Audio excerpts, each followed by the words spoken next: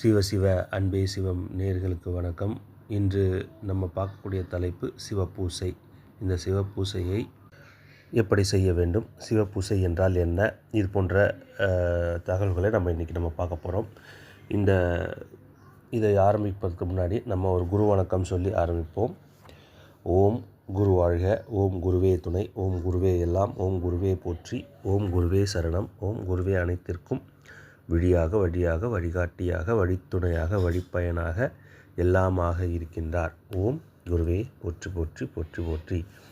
சரணம் சரணம் சரணம் சரணம். பொதுவாக சிவப்பூசை அப்படின்னா அதுக்கு பார்த்திங்கன்னா நிறைய மித்தெல்லாம் இருக்குது. அதாவது மித்துனா என்னென்னா மூட நம்பிக்கைகள் இருக்குது. இந்த சிவப்பூசை செய்கிறவங்களுக்கு நிறைய கட்டுப்பாடுகள்லாம் இருக்குது அப்படின்ற மாதிரி சொல்லுவாங்க. உண்மையிலேயே அந்த மாதிரியான கட்டுப்பாடுகள்லாம் சிவப்பூசைக்கு இருக்கான்னு கேட்டிங்கன்னா ஒரு சில கட்டுப்பாடுகள் இருக்க தான் செய்யுது. ஆனால் உலகியலாக சொல்லிக் கொடுக்கின்ற கட்டுப்பாடுகள்லாம் எதுவும் கிடையாது. அதாவது இந்த சிவப்பூசைக்கு நம்ம தினமும் கட்டாயம் பூசை செஞ்சுருக்கணும். அப்புறம் சில விஷயங்கள், பெண்கள் நம்ம பக்கத்தில் வரக்கூடாது, இல்லைனா பெண்களோட இணையம் கூடாது, மாமிசம் உண்ணக்கூடாது, இது போன்ற மூட நம்பிக்கையான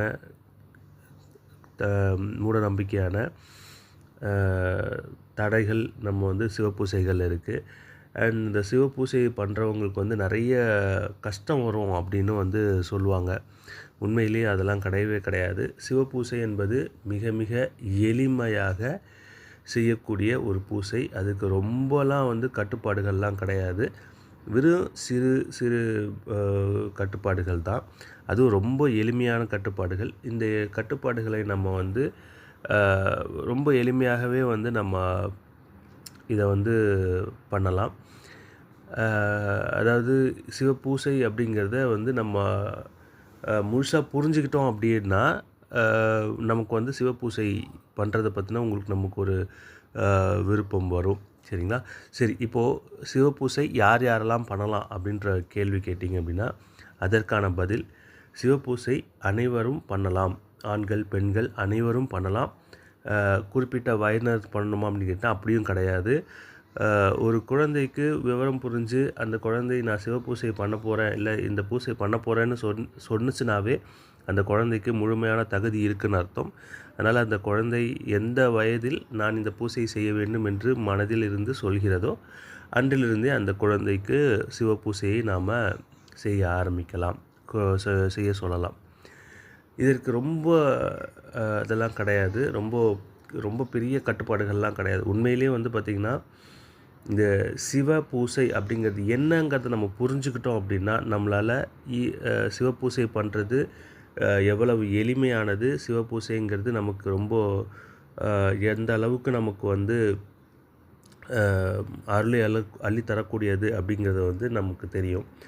பொதுவாக ஒரு பேச்சு என்னென்னா, சிவப்பூசை பண்ணுறவங்களுக்கு பார்த்திங்கன்னா கஷ்டங்கள் ரொம்ப ரொம்ப ஜாஸ்தியாக வரும், சிவபெருமான் ரொம்ப சோதிப்பார் அப்படிங்கிற மாதிரி ஒரு பெரிய டாக் இருக்குது.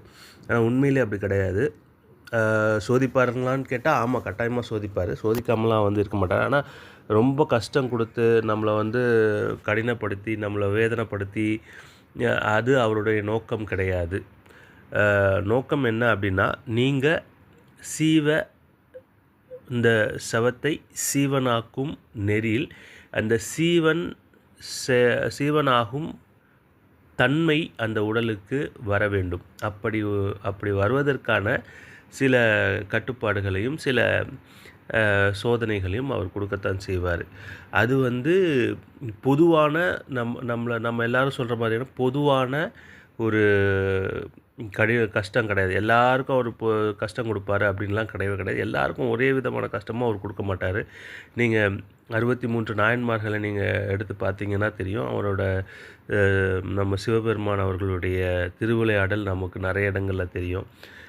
நக்கீரருக்கு பார்த்திங்கன்னா அவருக்கு ரொம்ப முக்கியமானது பார்த்திங்கன்னா அந்த தமிழை வைத்து அவர் கூட விளையாடுவார், திருவிளையாடல் பண்ணுவார். அந்த இப்போ என்ன சொல்லுவார்னா, அது ஒரு ஒரு வார்த்தைகளை மாற்றி போட்டு சொற்குற்றம் பொற்குற்றம், அதாவது அவருடைய தமிழ் ஆர்வத்தையும் தமிழின் தொன்மையையும் புரிய வைப்பதற்காக ஒரு ஒரு ஒரு ஒரு சிறிய நாடகம் ஒன்று நடத்தி அதன் வழியாக நக்கீரருடைய தமிழ் பற்றையும் சிவபக்தியையும் அவர் வந்து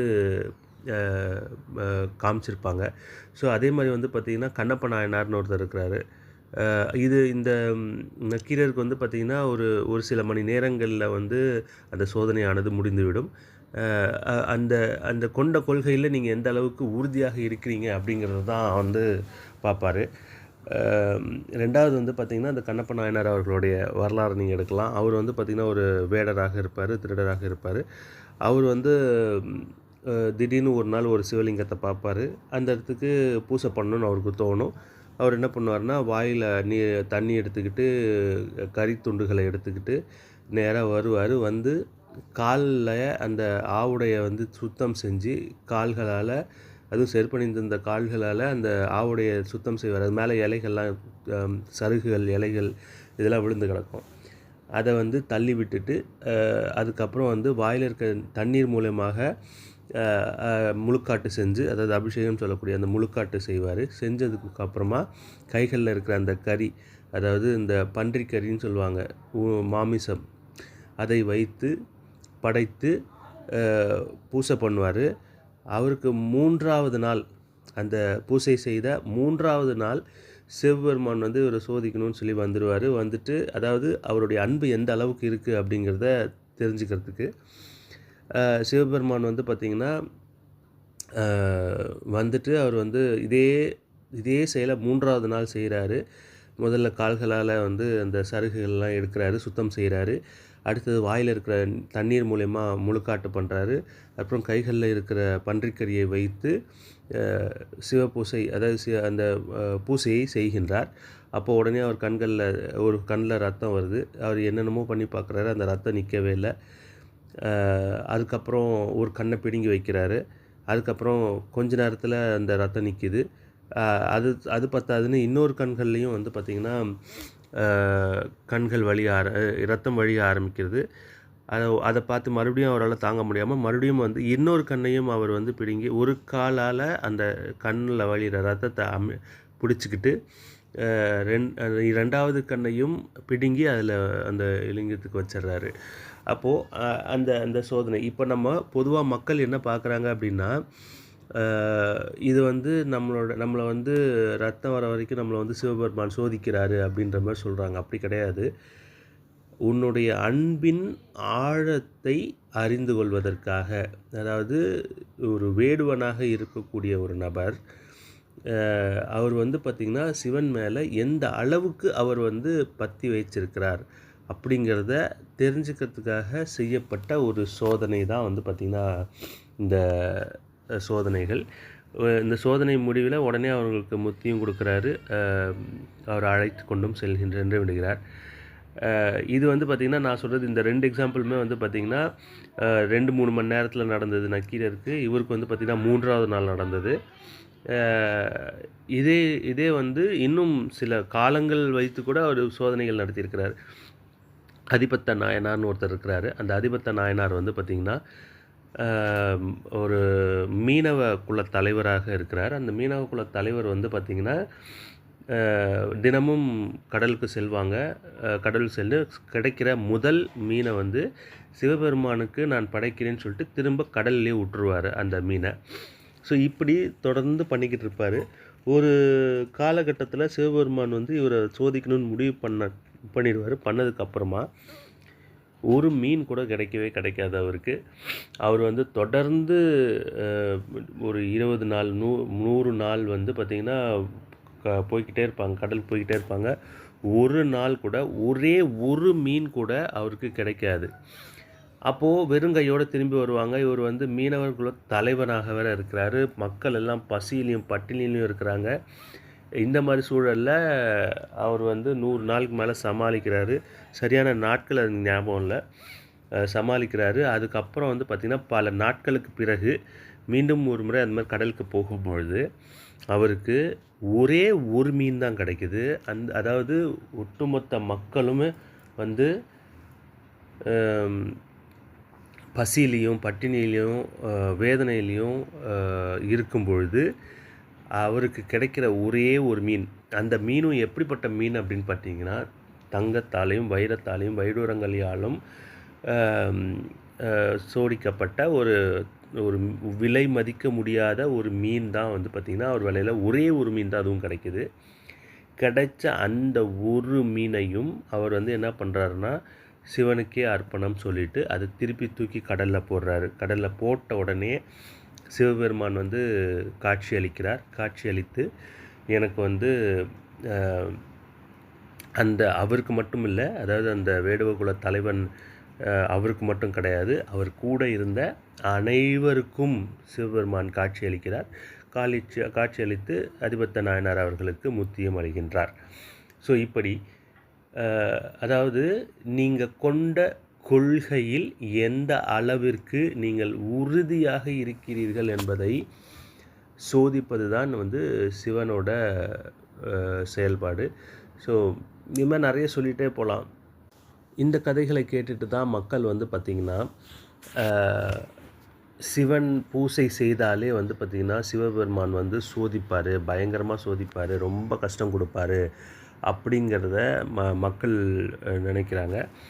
அப்படின்னு ஒரு தவறான ஒரு புரிதலையும் வந்து மக்களிடம் வந்து கொண்டு சென்று கொண்டிருக்கிறார்கள். அது இன்றைக்கு வரைக்கும் அது இருக்குது. இன்றைக்கும் நீங்கள் சிவன் கோயிலுக்கு போனீங்க அப்படின்னா அங்கேருந்து விபூதியை நீங்கள் எடுத்துகிட்டு வரக்கூடாதுன்னு சொல்லுவாங்க. விபூதி மட்டும் கிடையாது, சிவனோட சொத்து எதுவாக இருந்தாலும் நீங்கள் வந்து எடுத்துகிட்டு வரக்கூடாது. அப்படி நீங்கள் எடுத்துகிட்டு வந்தீங்கன்னா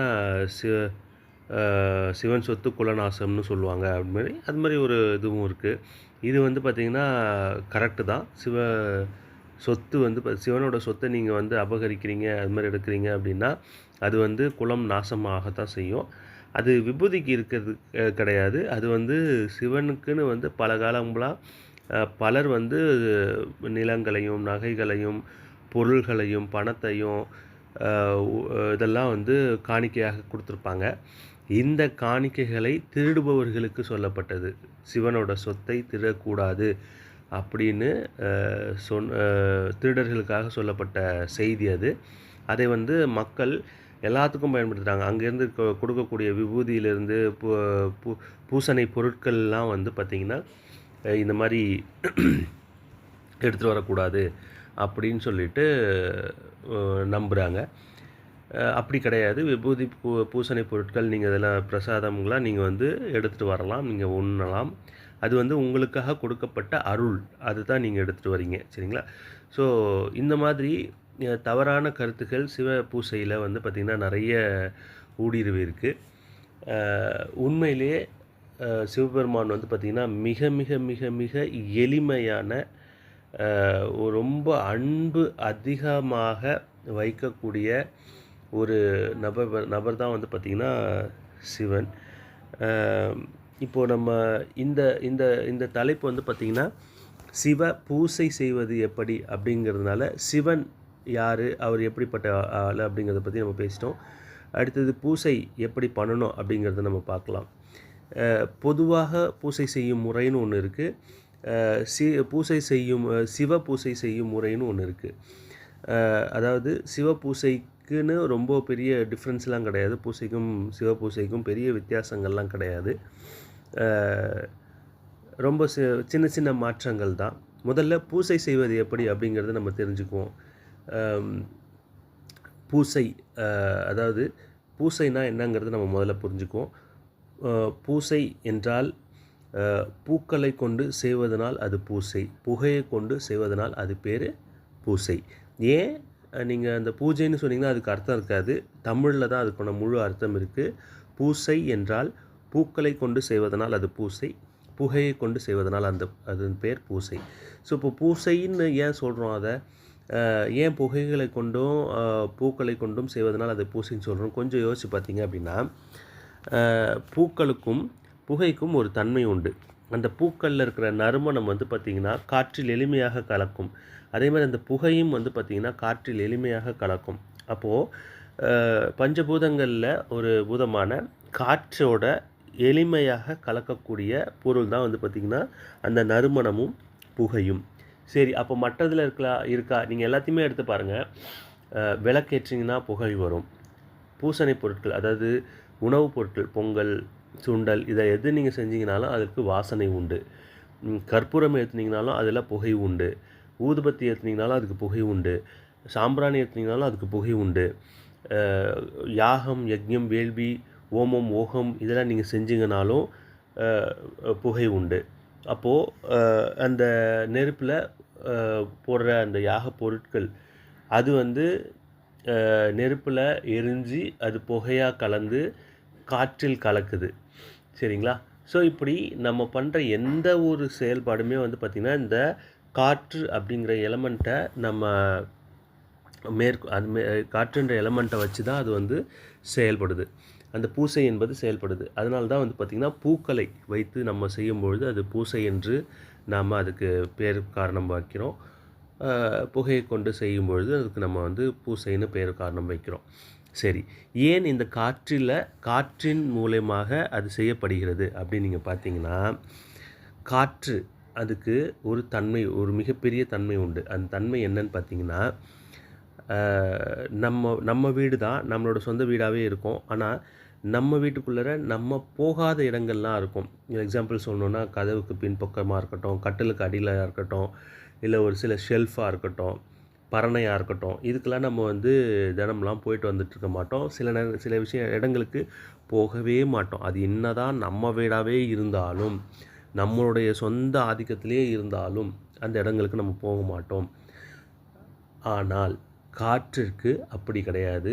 நீங்கள் அந்த காற்று இந்த வீட்டில் உள்ள மூலை முடுக்கு வரைக்கும் செல்லக்கூடிய தன்மை அந்த காற்றிற்கு உண்டு. அதே போல் நம்ம பூசைகளில் செய்யக்கூடிய பூசைகளில் நம்ம வைக்கக்கூடிய வேண்டுதல்களை, நம்மளுடைய எண்ணங்களை, நம்மளுடைய ஆசைகளை நம்ம சொல்லும் பொழுது அந்த காற்றின் மூலமாக நம்மளுடைய கடவுளரிடம் கொண்டு சேர்க்கக்கூடிய தன்மை அந்த காற்றிற்கு உண்டு. அதனால்தான் அதுக்கு பேர் பூசை அப்படின்னு நம்ம சொல்கிறோம். அப்போது நம்ம இந்த பூசையை நம்ம எப்படி பண்ணணும்? முதல்ல உடல் சுத்தம் எப்படி பண்ணணும் அப்படின்னா, நல்லா குளிச்சிடணும். நல்ல உச்சந்தலை முதல் உள்ளங்கால் வரை நல்ல தண்ணி படுற மாதிரி, நல்லா குளிர்ற மாதிரி, உடல் குளிர்கிற மாதிரியான நம்ம நீர் ஊற்றி நம்ம வந்து முதல்ல குளிக்கணும். சரி, முழுசாக குளிக்க முடியலப்பா, நான் வந்து தலைக்கு குளிக்க வேண்டாம், இன்றைக்கி கொஞ்சம் சளியாக இருக்குது, இல்லை வந்து வேறு ஏதாவது கிளைமேட் வேறு மாதிரி இருக்குது, நான் தலைக்கு குளிக்க விரும்பலை அப்படின்னா, நீங்கள் உடல் கழுத்து, முகம், காது, கழுத்து வரைக்கும் நல்லா கழுவிட்டு தலையில் லைட்டாக தண்ணி தெளிச்சுக்கலாம். இது ஒரு முறை. இப்படியும் நீங்கள் குளிக்கலாம். அடுத்தது, ஒருவேளை அன்றைக்கி கிளைமேட் ரொம்ப மோசமாக இருக்குது, நீங்கள் வந்து பூசை கட்டாயம் பண்ணணும், குளிக்க முடியல, உடல் சூடு இருக்குது, இல்லைனா வந்து ஜுரம் இருக்குது, அந்த மாதிரி ஏதாவது ஒரு நிலை இருக்குது அப்படின்ற பட்சத்தில் அதாவது மெய் சுத்தம்னு சொல்லுவாங்க. மெய் சுத்தம்னா என்னென்னா, கால்களை வந்து முட்டிக்கு மேலே வரைக்கும் கழுவிருக்கணும். கையை வந்து அக்குள் வரைக்கும் கழுவிருக்கணும். முகத்தை வந்து பார்த்திங்கன்னா, முகம், கண்கள், காது மடல் பின்பக்கம், அப்புறம் கழுத்து இது வரைக்கும் நீங்கள் வந்து கழுவிருக்கணும். அடுத்தது வந்து பார்த்திங்கன்னா, கருவாய், எருவாய் இது ரெண்டையும் கழுவிருக்கணும். கழுவிட்டு இதுக்கப்புறம் நீங்கள் வந்து தலையில் லைட்டாக தண்ணி தெளிச்சுட்டு நீங்கள் வந்து பூசைகளை நீங்கள் ஆரம்பிக்கலாம். ஸோ இந்த மாதிரியான சூழ்நிலைகளை நீங்கள் ஆரம்பிக்கலாம். ரொம்ப நம்ம படுத்துக்கிட்டே இருக்கோம், நம்மளால் எழுந்திரிக்கவே முடியல அப்படின்ற பட்சத்தில் ஓம் குருவே போற்றி, இல்லை சிவாய நமன்னு சொல்லிவிட்டு நம்ம பூசைகளை செஞ்சிடலாம். இது வந்து எக்ஸ்ட்ரீம் ஸ்டேஜ், எழுந்திரிக்கவே முடியல அப்படிங்கிற பட்சத்தில் மட்டும். சரிங்களா? மற்றபடி முழுமையாக நீராடி குறைந்தபட்சம் நம்முடைய உடலின் அங்கங்களை முழுமையாக கழுவியாவது நம்ம வந்து இந்த பூசையை ஆரம்பிக்கணும். குளிச்சாச்சு, நம்ம வந்து நேராக வந்து பூசை அறைக்கு வருகிறோம். பூசை அறையில் வந்து பார்த்திங்கன்னா, ஈர துணியோட நம்ம இடுப்பில் கட்டிட்டு நம்ம வந்து பூசை செய்யலாம். அப்படி ஈர துணி சிவப்பாக இருக்கும் பட்சத்தில் மிக நல்லது. இல்லை மற்ற எந்த நிறத்தில் இருந்தாலும் பரவாயில்ல, ஈரமாக இருந்துச்சுன்னா இன்னும் நல்லது. ஈரமாக இல்லைனாலும் ஒன்றும் பிரச்சனை இல்லை. துணியை கட்டிட்டு நம்ம வந்து பூசைகளை நம்ம ஆரம்பிக்கலாம். பூசையை ஆரம்பிக்கும்போது ஒரு விளக்கை ஏற்றிக்கொள்ள வேண்டும். அந்த விளக்கு எப்படி இருக்கணும் அப்படின்னா, அது ஒரு மனைமாட்சி விளக்காக இருக்க வேண்டும். மனைமாட்சி விளக்குனா ஒன்றும் கிடையாது, காமாட்சி விளக்கு அப்படின்னு நம்ம பொதுவாக சொல்லக்கூடிய காமாட்சி விளக்கு தான் வந்து பார்த்திங்கன்னா மனை மாட்சி விளக்கு. அதாவது மனையை மாட்சி மீட்சி செய்வதற்காக ஏற்றப்படும் விளக்கு பேர் மனை மாட்சி விளக்கு. அது காலப்போக்கில் காமாட்சி விளக்குன்ற ஆயிடுச்சு. சரிங்களா? இது ஒன்றை ஏற்ற வேண்டும். அல்லது அகல் விளக்கு, மண்ணால் செய்யப்பட்டுகின்ற அகல் விளக்கு ஏற்றணும். இல்லை இது ரெண்டும் இல்லை, எனக்கு குத்து விளக்கு இருக்குது அப்படின்னா, குத்து விளக்கு ஒற்றையாக ஏற்றக்கூடாது, கட்டாயமாக 2 குத்து விளக்குகள் ஏற்ற வேண்டும். 2 குத்து விளக்கு ஏற்றணுன்னா எப்படி ஏற்றணுன்னா, இதில் எண்ணெய் விடணும். என்ன எண்ணெய் விடணும் அப்படின்னா, இன்றைக்கி நீங்கள் வந்து கடைகளில் தீபத்துக்கான எண்ணெய் இருக்குதுன்னு சொல்லுவாங்க. அந்த எண்ணெயை வந்து பயன்படுத்தக்கூடாது. அதாவது லேம்ப் ஆயில், தீபம் எண்ணெய் அப்படின்னு சொல்லி போட்டிருப்பாங்க. அதை நீங்கள் பயன்படுத்தவே கூடாது. நான் சொல்கின்ற அந்த 5 எண்ணெய்களில் நீங்கள் ஏதாவது ஒன்றையோ இல்லை 5ஐயும் கலந்தையோ நீங்கள் வந்து பயன்படுத்தலாம். நல்லெண்ணெய், தேங்காய் எண்ணெய், வேப்ப எண்ணெய், இலுப்பை எண்ணெய், ஆமணக்கு எண்ணெய் அப்படின்னு சொல்லக்கூடிய விளக்கெண்ணெய். ஸோ இந்த 5 எண்ணெய்களில் ஏதாவது ஒன்றையோ அல்லது 5ஐயும் சம அளவில் நீங்களே வாங்கி அதை கலந்து நீங்கள் ஐங்கூட்டி எண்ணெய்னு பேர், அந்த ஐங்கூட்டி எண்ணெயை நீங்கள் வந்து பயன்படுத்தலாம். இது நீங்களே கடைக்கு பர்சனலாக போய் தனித்தனியாக வாங்கி அது எல்லாத்தையும் ஒன்று கலந்து நீங்கள் வச்சு பயன்படுத்தலாம். சரிங்களா? இப்படி இருந்துச்சுன்னா நீங்கள் பயன்படுத்தலாம். மற்றபடி அந்த கடைகளில் விற்கக்கூடிய தீபம் ஆயிலு, அப்புறம் வந்து லேம்ப் ஆயில்னால் தனியாக விற்கிறாங்க, அதை நீங்கள் பயன்படுத்தவே கூடாது. இதை விடுத்து நீங்கள் வந்து நெய் பயன்படுத்தலாம். பசு நெய், நல்ல பசு நெய் பயன்படுத்தலாம். ஒரு திரியை இட்டு அதில் நீங்கள் வந்து விளக்கு ஏற்றிட்டு ஊதுபத்தியை நீங்கள் நீரில் நனைச்சி தான் நம்ம வந்து ஏற்றணும். நீரில் நனைச்சி நம்ம ஏற்றும் பொழுது நனைச்சிட்டு நம்ம ஏற்றணும். ஏன் நம்ம குளித்து விட்டு நம்ம பூசை செய்யணும், அப்புறம் வந்து இந்த ஊதுபத்தியை ஏன் நனைச்சி ஏற்றணும் அப்படின்னா நீங்கள் கேட்கலாம். காற்றுக்கு எப்படி ஒரு தன்மை இருக்கோ அதே மாதிரி நீருக்கு இன்னொரு தன்மை இருக்குது. நீங்கள் ஒரு நெல்லை எடுத்து ஒரு துணியிலையோ இல்லை வந்து ஒரு டப்பாலையோ நீங்கள் வந்து அடைச்சி வச்சுருங்க. அது காலகாலத்துக்கும் இருக்கும். இதுதான் வந்து பார்த்திங்கன்னா கோவில் கலசங்கள்லையும் நம்ம பண்ணுறோம். அது வந்து அப்படியே தான் இருக்கும். நீங்கள் எந்த வகையான டப்பாவில் நீங்கள் போட்டு வச்சிங்கனாலும் அப்படியே இருக்கும். ஆனால் அதையே வந்து ஒரு ஈர துணியிலையோ அல்லது ஒரு ஈரமான மண்ணுலேயோ நீங்கள் அதை போட்டிங்க அப்படின்னா அது உயிர் பெற்று முளைக்க ஆரம்பிச்சிடும். சரிங்களா? ஸோ நீருக்கு மட்டும்தான் இந்த தன்மை இருக்குது. அது உயிர்ப்பு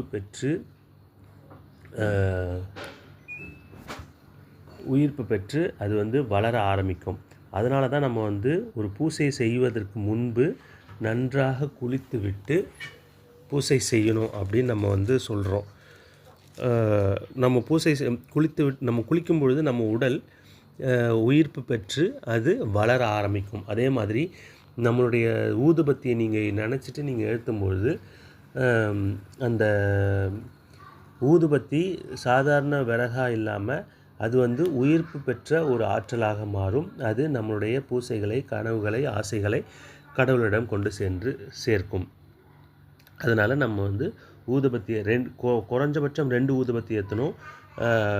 1 ஏற்றக்கூடாது, மினிமம் 2. அதுக்கு மேலே நம்மளோட வசதி வாய்ப்புகளுக்கு ஏற்ப அதிகமாக ஏற்றிக்கலாம். அது மாதிரி படங்களுக்கு பூ வைக்கிறது, இதுதான் வந்து ரொம்ப முக்கியம்.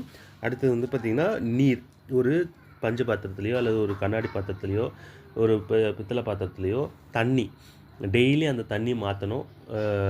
காலையில் எழுந்தோடனே அந்த பழைய தண்ணி எடுத்து வீடெல்லாம் தெளித்து விட்டுட்டு புதுசாக தண்ணி எடுத்து அந்த விளக்குக்கு பக்கத்தில் வச்சிடணும். இந்த தண்ணி வந்து பார்த்திங்கன்னா இந்த மினரல் வாட்டர் மாதிரி இல்லாமல் நிலத்தடி நீர், அதாவது கிணறு, போர் போன்ற நிலத்தடியிலிருந்து கிடைக்கக்கூடிய நீரை நம்ம பயன்படுத்தலாம்.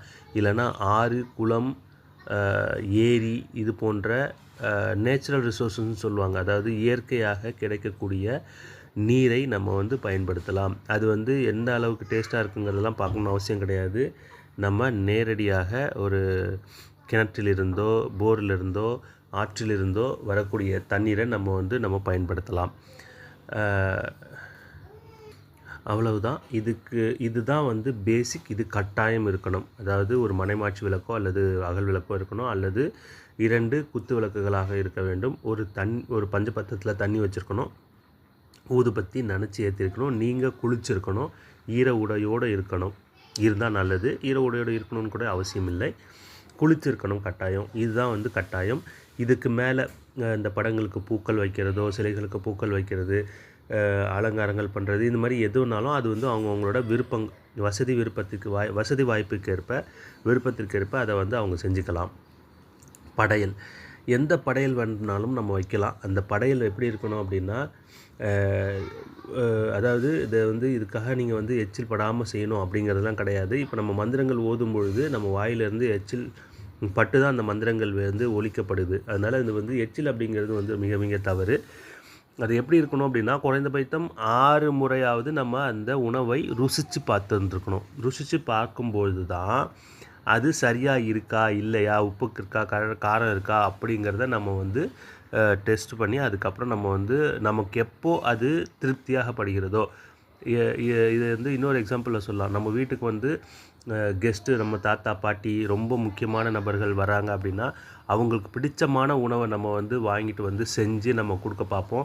அந்த டேஸ்ட்டெல்லாம் அப்போ எங்கள் தாத்தா நல்லா காரம் சாப்பிடுவார்ப்பா, எங்கள் தாத்தா இனிப்பு நல்லா சாப்பிடுவார்ப்பா அப்படின்ற மாதிரி நம்ம யோசித்து அதை செய்வோம் இல்லைங்களா. அந்த மாதிரி நம்ம அதை யோசித்து நம்ம சாமிக்கு என்ன பிடிக்கும்னு பார்த்து, நம்ம சாமி என்ன சாப்பிடுங்கிறத பார்த்து நம்ம அந்த படையல் பொருளை நம்ம வந்து வாங்கிட்டு வந்து வீட்டிலேயே குறைந்தபட்சம் 6 முறையாவது அதை ருசித்து பார்த்து, அதாவது இந்த கரண்டியை எடுத்து நக்கிறதில்ல, நம்ம கரண்டியில் எடுத்து கையில் தனியாக ஊற்றி அதை வந்து ருசி பார்த்து நம்ம அந்த படையல் வைக்கலாம். வீட்டில் இருக்கிற சமைச்சது தான் வைக்கணும்னு இல்லை, நம்ம வந்து ஒரு கடலை மிட்டாயோ, ஒரு முறுக்கோ, ஒரு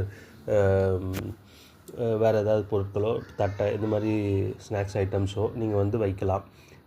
இதில் வந்து பார்த்திங்கன்னா டீ, காஃபி, அப்புறம் வந்து இந்த பன்னு, இதெல்லாம் வந்து படையல் பொருள் ஆகாது. மற்றதெல்லாம் வந்து படையல் பொருட்களை நம்ம வச்சுக்கலாம். பால் வைக்கலாம், வெறும் பால் கூட நீங்கள் வைக்கலாம். காய்ச்சி ஆற வைத்த பால் வைக்கலாம், பசும்பால் வைக்கலாம். இவ்வளோ தான். இதுவுமே வந்து நம்ம வசதி வாய்ப்புக்கேற்ப என்ன இருக்கோ அதை நம்ம வச்சுட்டு, அதுக்குன்னு சில மந்திரங்கள் இருக்கின்றன. அந்த மந்திரங்களுக்கு எங்களை நீங்கள் தொடர்பு கொள்ளுங்கள், நாங்கள் மந்திரங்கள் தருகிறோம். தமிழ் மொழியில் இருக்கிறது. தமிழ் மிக மிக எளிமையாக இருக்கின்றது. இது வந்து சாதாரணமாக பூசை செய்யும் முறை.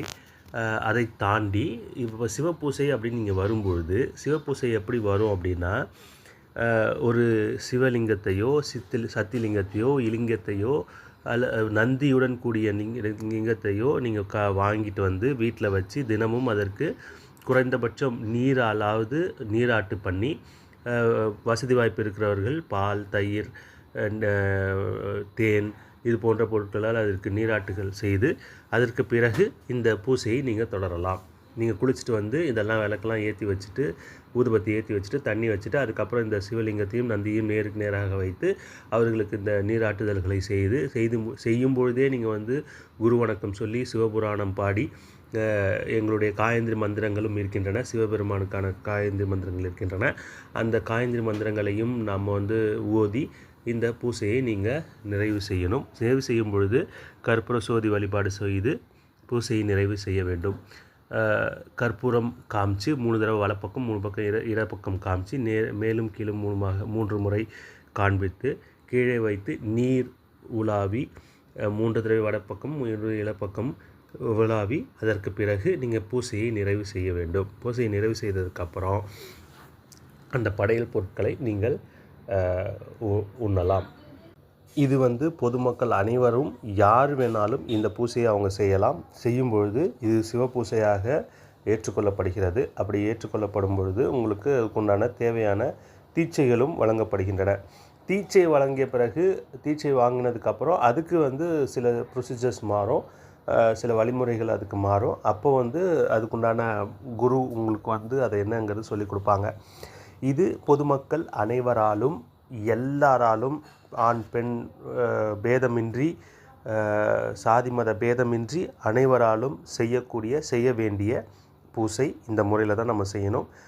காயந்திரி மந்திரங்களுக்கு எங்களை நீங்கள் தொடர்பு கொள்ளுங்கள். வேறு ஏதாவது சந்தேகங்கள் இருந்தால் நம்முடைய நிறுவனரை நீங்கள் தொடர்பு கொள்ளலாம். சிவசிவ அன்பே சிவம் அறக்கட்டளை நிறுவனருக்கு நீங்கள் தொடர்பு கொள்ளலாம். அவர் என்னுடைய எண் அழைப்பார். நீங்கள் அதன் மூலமாக எனக்கு நீங்கள் தொடர்பு கொள்ள முடியும். வேறு ஏதாவது கேள்விகள் இருந்துச்சுன்னா எனக்கு தொடர்பு கொள்ளுங்கள். நம்ம நிவர்த்தி செய்து வைக்கிறோம். சிவபூசை அனைவரும் செய்து சவமாக போகின்ற இந்த உடலை சிவமாக மாற்றிக்கொள்ள அனைவரையும் அன்போடு அழைக்கின்றோம்.